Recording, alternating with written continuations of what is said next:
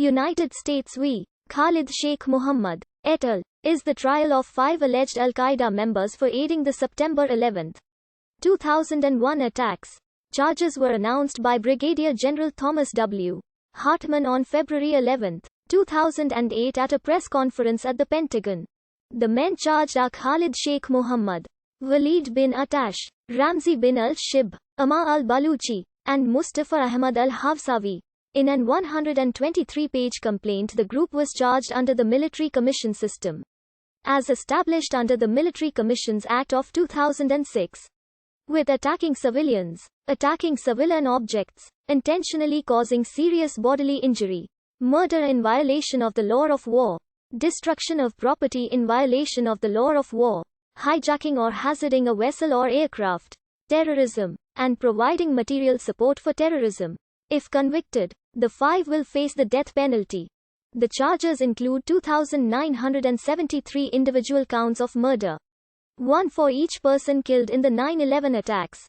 The U.S. government is seeking the death penalty, which would require the unanimous agreement of the Commission judges. Human rights groups, including Amnesty International, Human Rights Watch and the Center for Constitutional Rights, and U.S. military defense lawyers have criticized the military commissions for lacking necessary rights for a fair trial. Critics generally argue for a trial either in a federal district court as a common criminal suspect, or by court-martial as a prisoner under the Geneva Conventions, which prohibit civilian trials for prisoners of war. Mohammed could face the death penalty under any of these systems. The Pentagon insisted that Mohammed and the other defendant would receive a fair trial, with rights virtually identical to U.S. military service personnel. However, there are some differences between U.S. courts-martial and military commissions. The U.S. Department of Defense has built a $12 million expeditionary legal complex in Guantanamo, with a snoop-proof courtroom capable of trying 6 alleged co-conspirators before one judge and jury. Media and other observers are sequestered in a soundproofed room behind thick glass at the rear, where they can watch live but listen only on a 40-second delay. Both the judge at the front and a court security officer have mute buttons to silence the feed to the observer's booth if they suspect someone in court could reveal classified information. The trial, presided over by Judge Ralph Coleman, began on June 5, 2008, with the arraignment. About 35 journalists watched on closed-circuit TV in a press room inside a converted hangar, while 24 others watched through a window from a room adjacent to the courtroom. Mohammed insisted he would not be represented by any attorneys.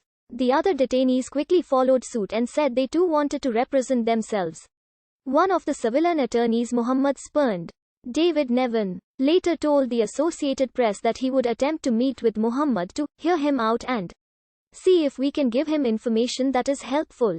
Mohammed was careful not to interrupt Coleman. He lost his composure only after the Marine colonel ordered several defense attorneys to keep quiet. Mohammed said in broken English, his voice rising, "It's an inquisition. It's not a trial. After torturing they transfer us to Inquisition land in Guantanamo." He explained he believes only in religious Sharia law and railed against U.S. President George W. Bush for waging a crusade war. When judge warned Mohammed that he faces execution if convicted of organizing the attacks on America, Mohammed said he welcomes the death penalty. Quote, "Yes, this is what I wish. To be a martyr for a long time," Mohammed declared. "I will, God willing, have this by you." A sound feed to journalists from the courtroom was turned off twice. The sound was also turned off when another defendant discussed early days of his imprisonment. Judge Ralph Coleman said that in both cases sound was turned off because classified information was discussed. On September 23, 2008, in the voir dire process, Mohammed questioned the judge on his potential bias at trial. Glaring and poking an occasional finger in the air, Mohammed told Coleman, "The government considers all of us fanatical extremists," and asked, "How can you, as an officer of the U.S. Marine Corps, stand over me in judgment?" Insisting that he was attempting to work out if Coleman was a religious extremist. He continued, "Bush said this is a crusader war and Osama bin Laden said this is a holy war against the Crusades. If you were part of Jerry Falwell or Pat Robertson's group, then you would not be impartial." For his part, Coleman attempted to maintain his dignity, explaining that he was currently unaffiliated with a church, because I've moved so often. He added that he had previously worshipped at various Lutheran churches and Episcopal churches. Muhammad then proceeded to ask Coleman about his views on 2.